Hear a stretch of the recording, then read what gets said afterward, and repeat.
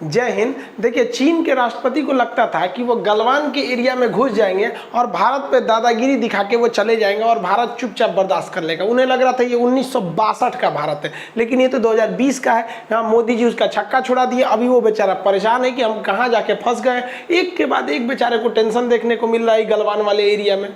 चीन ने तो पहले ये प्रोपेगेंडा फैलाया और माइक से बताया कि भारतीय सैनिक आप चले जाइए, ठंड का दिन आएगा तो आप यहाँ नहीं रह पाएंगे, आपको ऊंचाई सह नहीं पाएंगे। जबकि भारतीय सैनिकों को तो सहने की आदत थी ऊंचाई। उल्टे हुआ उल्टा, और चाइना के सैनिक ठंड से मर गया था। अब तक 40-42 सैनिक चाइना का ठंडा से मर गया था, और बेचारा चाइना वाला परेशान है कि भारतीयों को क्यों नहीं कुछ हो रहा है। जबकि भारतीय सैनिकों को तो 1984 से ही और से एक लंबे अरसे से सियाचिन जैसे ठंडे दुर्गम में एवं ऊंचाई पर लड़ने का आदत है। भारतीय सैनिक आधा धंस के भी बर्फ में आराम से ड्यूटी करते हैं। ड्यूटी करना छोड़िए, हम लोग तो 1984 जब टेक्नोलॉजी नहीं रहता तब तो पाकिस्तान को हराए थे ऑपरेशन मेघदूत के द्वारा। तो भारत को एक लंबा अनुभव है, लेकिन चाइनीजों के लिए ये चीज़ एकदम नया है, उन्हें समझ में नहीं आ रहा है, तो उनके लिए गले की हड्डी बन गई है। चाइनीज सब का ये हाल हो गया है कि अपने साथ एगो सियार लेके घूम रहा है, सब आगे सियार को चला रहा है कि कहीं बर्फ बर्फ होगा तो सियार धंस जाएगा, हम लोग बच जाएंगे। बताइए, इतना डर गया सब। चाइनीजों में ये डर खत्म करने के लिए चाइना की सेना ने आदेश दिया है कि सुबह दोपहर शाम 3 टाइम अपना राष्ट्रीय गान गाओ, चाओ माओ जो गाता है सब, ताकि थोड़ा उत्साह बढ़े। और भारतीयों को देखो कैसे डट के खड़े हैं, आधा बर्फ में धंस के सियार लेके घूम रहा है। इन लोग को समझ में नहीं आ रहा, इनका प्रोपेगेंडा अब चलेगा भारत के ऊपर। देखिए, जो पैंगसो लेक है उसमें अगर ये रेड वाला एरिया देखेंगे तो ये चाइना का एरिया है। ये फिंगर 4 है जो उस साइड में चाइना यहाँ पे कब्जा करके बैठा है, और ये रेड वाला एरिया यहाँ टैंक लगाया है। भारत ने होशियारी किया कि ब्लैक टॉप पर्वत, जिसके हम पहले ही वीडियो बना दिए हैं, ये ग्रीन वाले एरिया पे भारत ने अपने लगा दिए हैं टैंक्स वगैरह सब कुछ। अब ये बहुत ज़्यादा हाइट पर है, हाइट से हम लोग यहाँ आराम से देख सकते हैं, इसको भी देख सकते हैं, तो यहाँ पे आराम से देख सकते हैं। और भारत ने अपने टैंक्स को पीछे लगा के रखा है, जिससे कोई प्रॉब्लम नहीं हो रहा है। अब वहाँ से चाइनीज हमको बैनर पे लिख के दिखा रहा है सब कि तुम किस एरिया में हो, चाइना के एरिया में हो। तो पहले भारतीयों को दिखाते थे, अब भारत वाले दिखा रहे हैं सब कि भाई तुम चाइना के एरिया में नहीं, तुम इंडिया के एरिया में हो। तो ये फर्स्ट टाइम ऐसे हुआ है कि भारत वाला बैनर दिखा रहा है। यहाँ भारत वाले एक गलती कर रहा है सब। भारतीय सेना को दिखाना चाहिए ना कि आप तिब्बत देश में हो, तो इससे एक और दिक्कत हो जाता है भाई, उनको दिमाग खराब हो जाता है वहाँ पर कि भाई ये सभी तिब्बत का मामला कहाँ से उठा रहा है, क्योंकि धीरे धीरे तो तिब्बत के, लेकिन भारत ऐसा क्यों नहीं कर रहा है, क्योंकि एक्चुअली वो तो भारत का एरिया है, तिब्बत का तो है नहीं। तो भारत ने तो वहाँ तिब्बतीय फौज को भी लगा दिया था वहाँ पर। अब ये जो झील है, चाइना ने इस झील में टैंक्स लगाने चालू किए। कोई ऐसे टैंक होते हैं, इन्हें एम्फीबियन टैंक कहा जाता है। ये पानी में भी चल जाते हैं, जमीन पे भी चल जाते हैं। तो भारत ने भी यहाँ पे एम्फीबियन टैंक उतार दिया। इससे खतरनाक चाइना का बुखार उतारने के लिए भारत ने मार्कोव्स कमांडो को लगा दिया।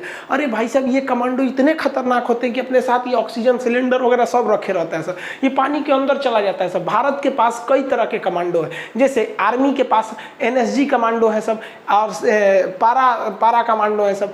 एयरफोर्स के पास गरुड़ कमांडो है सब, और नेवी के पास मार्कोव्स कमांडो है सब। ये पानी में, ठंड में, जंगल में, गुरिल्ला लड़ाई में पूरे मजे खिलाड़ी होते हैं सब। ये पानी में से कब निकलता है सब पता ही नहीं चलता है। अब चाइनीज सैनिकों को यहाँ ड्यूटी करने में डर लग रहा है कि पानी तो शांत है, और कब इस शांत पानी में से भूत निकलेगा सब, कोई ठीक नहीं है, भूत बना के चला जाएगा सब। ये मार्कोव्स वालों को अब चाइनीज परेशान है सब, वहाँ से अब भागने की कोशिश कर रहे हैं। भारत के लिए ना तो बढ़िया से भी समझाएंगे तो हमारा बार बार 1962 समझ के बैठल है।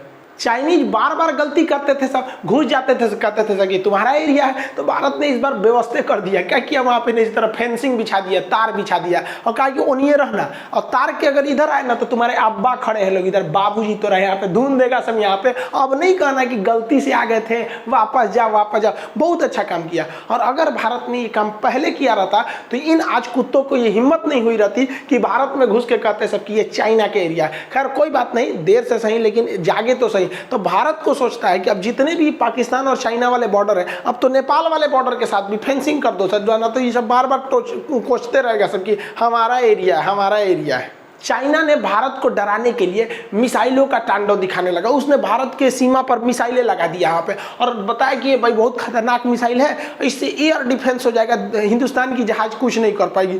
तब तक इसरो के सैटेलाइट ने ऊपर से इमेज कैप्चर किया तो पता चल गया भाई इसके पास जो है ना, ये इसके पास रिमोट सेंसिंग सैटेलाइट है, ये इंफ्रारेड अपर्चर पे काम करता है। इसने पकड़ लिया कि भाई इसके अंदर तो खोखला है, तो अब पता चला रे भाई साहब ये डरवाने के लिए नकली मिसाइल लगाया था। अब तो चीन का छींचा लेदर हो गया, अरे भाई साहब तू नकली मिसाइल लगाया, अब तू असली भी लगाएगा तो कोई नहीं डरने वाला है। चीन अपनी सेना को गरिया रहेगी, रे चोटा कहीं का, नकलिका के बीच में कुछ कुछ असलियों तो रखला रहता, तू तो पूरा का पूरा नकली सजा के रख दिया। वैसे भी आपको जानते हैं चाइनीज सामान आधा तो नकली होता है, जरा पेंट पॉलिश करके ओकरे बना देना रहता है। तो इसरो को भी बेइज्जती नहीं करनी चाहिए, बेचारा पगला है, पगला दे दीजिए।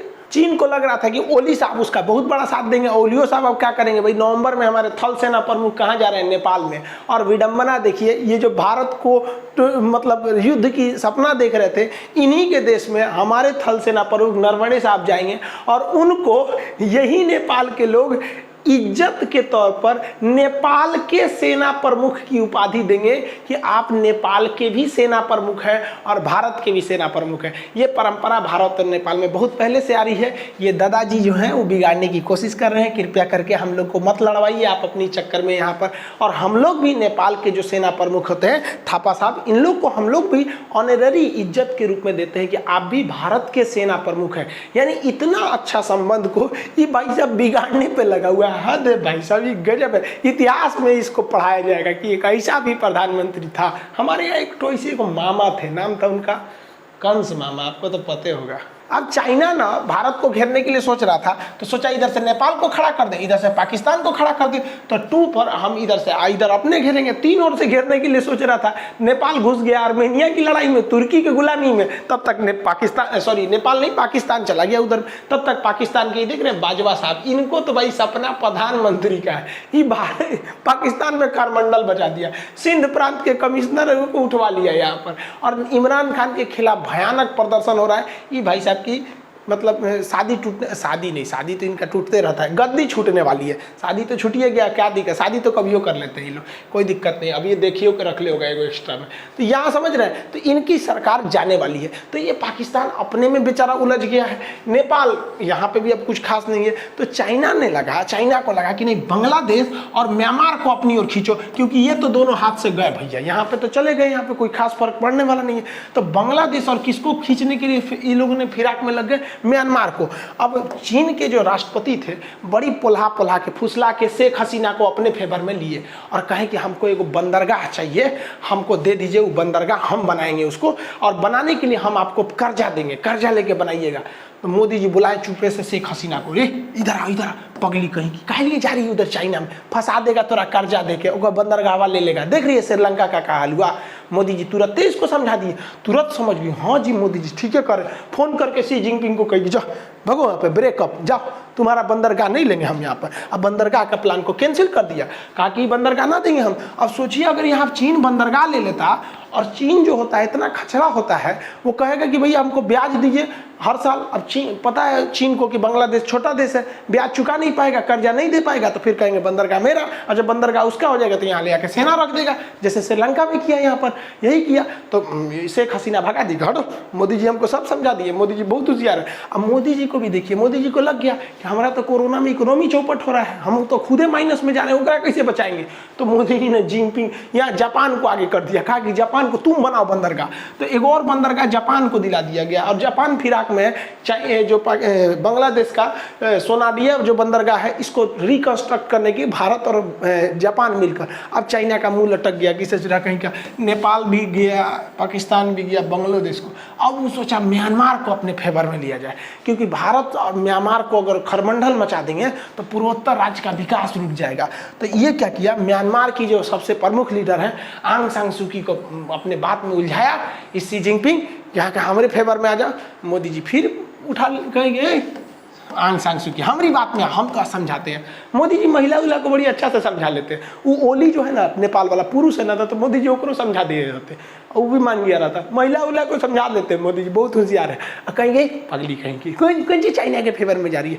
चाइना ने इसको पनडुब्बी देने के लिए कर रहा था, तो मोदी जी को लगा कि जब पनडुब्बी देगा तो फिर हथियार भी देगा, पनडुब्बियाँ खाली थोड़े चलाएगा, उसमें टारपीडो मिसाइल उसाइल लगेगा कि नहीं। तो मोदी जी समझा दिए कि हमसे ले ले, हमसे तुम भाड़ा पे ले ले। तो हद है मोदी जी को, देखो भाड़ा पे पनडुब्बी बेच दिया आदमी गजब। हम पिछले 2 महीना से चिल्ला रहे हैं मोदी जी EMI पे ब्रह्मोस मिसाइल दीजिए वियतनाम को। अब वो भी जवान सुन लेंगे, हमारा बहुत बात ही मान लिए हैं, अब कुछ बतिया नहीं माने हैं, तो भाड़ा पे दे दिए। अच्छा काम किए कि नहीं किए? बहुत अच्छा काम किए मोदी जी, भाड़ा पे पनडुब्बी दे दिए। यो सोच रहा होगा कि हद है भाई साहब, दुश्मनी ऐसे निकाला जाता है, भाड़ा पे हथियार दे दिया है। ये पनडुब्बी बड़ी खतरनाक है, इसका नाम है INS सिंधुवीर है। ये 300 मीटर नीचे जा सकती है, सोचिए इतना नीचे चली जाएगी कि किसी चीज़ की पकड़ में ही नहीं आएगी।